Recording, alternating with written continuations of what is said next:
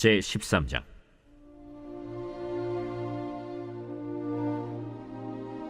보라, 그때 하나님의 사람이 여호와의 말씀으로 말미암아 유다에서부터 베델에 이르니 마침 여로보암이 제단 곁에 서서 분향하는지라.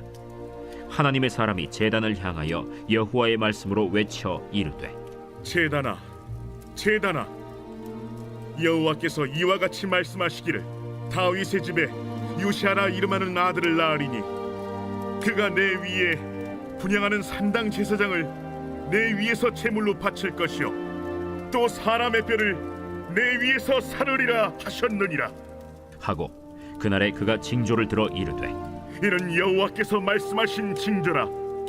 제단이 갈라지며 그 위에 있는 재가 쏟아지리라 하매 여로보암 왕이 하나님의 사람이 베델에 있는 제단을 향하여 외쳐 말함을 들을 때 제단에서 손을 펴며 그를 잡으라 하더라. 그를 향하여 편 손이 말라 다시 거두지 못하며 하나님의 사람이 여호와의 말씀으로 보인 징조대로 제단이 갈라지며 재가 제단에서 쏟아질지라.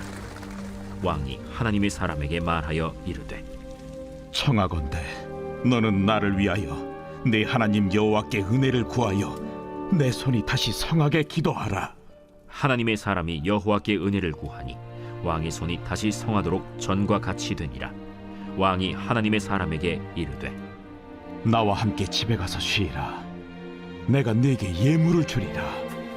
왕께서 왕의 집 절반을 내게 준다 할지라도 나는 왕과 함께 들어가지도 아니하고 이곳에서는 떡도 먹지 아니하고 물도 마시지 아니하리니 이는 곧 여호와의 말씀이 내게 명령하여 이르시기를 떡도 먹지 말며 물도 마시지 말고 왔던 길로 되돌아가지 말라 하셨음이니이다. 이에 다른 길로 가고 자기가 베델에 오던 길로 되돌아가지도 아니하니라. 베델에 한 늙은 선지자가 살더니 그의 아들들이 와서 이날에 하나님의 사람이 베델에서 행한 모든 일을 그에게 말하고 또 그가 왕에게 드린 말씀도 그들이 그들의 아버지에게 말한지라. 그들의 아버지가 그들에게 이르되, 그가 어느 길로 갔더냐? 그의 아들들이 유다에서부터 온 하나님의 사람의 간 길을 보았습니다. 그가 그의 아들들에게 이르되, 나를 위하여 나귀의 안장을 지우라.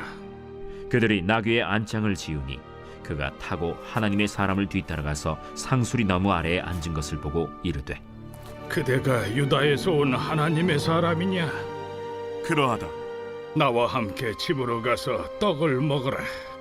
나는 그대와 함께 돌아가지도 못하겠고 그대와 함께 들어가지도 못하겠으며 내가 이곳에서 그대와 함께 떡도 먹지 아니하고 물도 마시지 아니하리니 이는 여호와의 말씀이 내게 이르시기를 내가 거기서 떡도 먹지 말고 물도 마시지 말며 또 내가 오던 길로 되돌아가지도 말라 하셨음이로다. 나도 그대와 같은 선지자라. 천사가 여호와의 말씀으로 내게 이르기를 그를 네 집으로 데리고 돌아가서 그에게 떡을 먹이고 물을 마시게 하라 하였느니라. 이는 그 사람을 속임이라. 이에 그 사람이 그와 함께 돌아가서 그의 집에서 떡을 먹으며 물을 마시니라. 그들이 상 앞에 앉아 있을 때 여호와의 말씀이 그 사람을 데려온 선지자에게 임하니 그가 유다에서부터 온 하나님의 사람을 향하여 외쳐 이르되, 여호와의 말씀에 내가 여호와의 말씀을 어기며 내 하나님 여호와께서 내게 내리신 명령을 지키지 아니하고 돌아와서 여호와가 너더러 떡도 먹지 말고 물도 마시지 말라 하신 곳에서 떡을 먹고 물을 마셨으니 내 시체가 내 조상들의 묘실에 들어가지 못하리라 하셨느니라. 그리고 자기가 데리고 온 선지자가 떡을 먹고 물을 마신 후에 그를 위하여 나귀의 안장을 지으니라. 이에 그 사람이 가더니 사자가 길에서 그를 만나 물어 죽이매 그의 시체가 길에 버림받으니 나귀는 그 곁에 서 있고 사자도 그 시체 곁에 서 있더라. 지나가는 사람들이 길에 버린 시체와 그 시체 곁에 선 사자를 보고 그 늙은 선지자가 사는 성읍에 가서 말한지라. 그 사람을 길에서 데리고 돌아간 선지자가 듣고 말하되, 이는 여호와의 말씀을 어긴 하나님의 사람이로다. 여호와께서 그에게 하신 말씀과 같이 여호와께서 그를 사자에게 넘기심에 사자가 그를 찢어 죽였도다. 이에 그의 아들들에게 말하여 이르되 나를 위하여 나귀의 안장을 지우라. 그들이 안장을 지우매 그가 가서 본즉 그의 시체가 길에 버린 바 되었고 나귀와 사자는 그 시체 곁에 서 있는데 사자가 시체를 먹지도 아니하였고 나귀를 찢지도 아니하였더라. 늙은 선지자가 하나님의 사람의 시체를 들어 나귀에 실어 가지고 돌아와 자기 성읍으로 들어가서 슬피 울며 장사하되 곧 그의 시체를 자기의 묘실에 두고 오라 내 형제여. 하며 그를 위하여 슬피 우니라. 그 사람을 장사한 후에 그가 그 아들들에게 말하여 이르되 내가 죽거든 하나님의 사람을 장사한 묘실에 나를 장사하되 내 뼈를 그의 뼈 곁에 두라. 그가 여호와의 말씀으로 베델에 있는 제단을 향하고 또 사마리아 성읍들에 있는 모든 산당을 향하여 외쳐 말한 것이 반드시 이룰 것임이니라.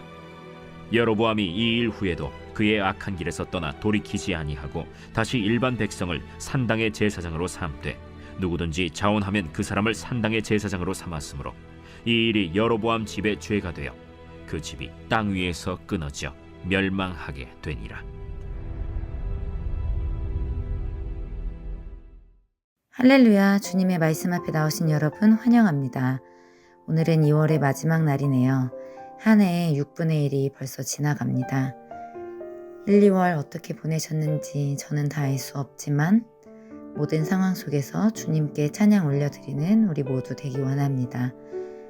2달 동안 하나님이 베풀어 주신 은혜를 헤아려 보시며 감사하는 하루 되시길 소망합니다. 오늘은 열왕기상 13장의 말씀을 나눕니다. 유다에는 르호보암이, 이스라엘 다른 지파에는 여로보암이 왕이 됩니다. 12장에서 만일 이 백성이 예루살렘에 있는 여호와의 성전에 제사를 드리고자 하여 올라가면 이 백성의 마음이 유다 왕 된 그들의 주 르호보암에게로 돌아가서 나를 죽이고 유다의 왕 르호보암에게로 돌아가리로다 하며 여로보암은 이스라엘 백성이 유다 예루살렘에 제사를 드리러 갔다가 르호보암을 따르고 자신은 버림바 될까 두려워합니다. 그래서 자기 마음대로 두 금송아지를 만들고 이스라엘 백성들에게 이제부터는 예루살렘에 갈 필요 없이 이 금신상이 너희의 신이라고 그렇게 얘기합니다. 이렇게 이스라엘 백성들에게까지 우상을 섬기는 죄를 짓게 한 여로보암에게 하나님의 선지자가 찾아왔습니다. 하나님의 선지자를 통해 하나님께서 여로보암을 크게 혼내시고 경고하십니다. 그러나 여로보암은 오늘 읽은 13장 33절 말씀 보면 여로보암이 이 일 후에도 그의 악한 길에서 떠나 돌이키지 아니하고 이 일이 여로보암 집의 죄가 되어 그 집이 땅 위에서 끊어져 멸망하게 되니라. 여로보암은 안타깝게도 하나님의 말씀대로 돌이키지 않습니다. 여로보암이 하나님의 말씀을 무시하고 자기 마음대로 교만히 행한 그 결과는 자신뿐만 아니라 자신의 자손들, 가문에까지 멸망을 가져오게 됩니다. 하나님께서 하나님의 사자를 통해 말씀하시고 크게 경고하실 때 그때라도 돌이키는 것이 은혜입니다. 그때가 돌아올 기회입니다. 우리는 돌이키라는 하나님의 사인이 있을 때 돌이키는 자 되기 원합니다. 오늘 말씀에 하나님의 사자의 이야기가 나옵니다. 이 또한 참으로 안타까운 모습이라고 느꼈습니다.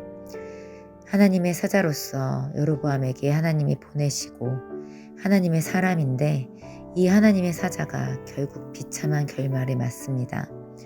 하나님께서 이 사자에게 명령하신 바가 있었습니다. 여호와의 말씀이 내게 명령하여 이르시기를 떡도 먹지 말며 물도 마시지 말고 왔던 길로 되돌아가지 말라 하셨음이니이다.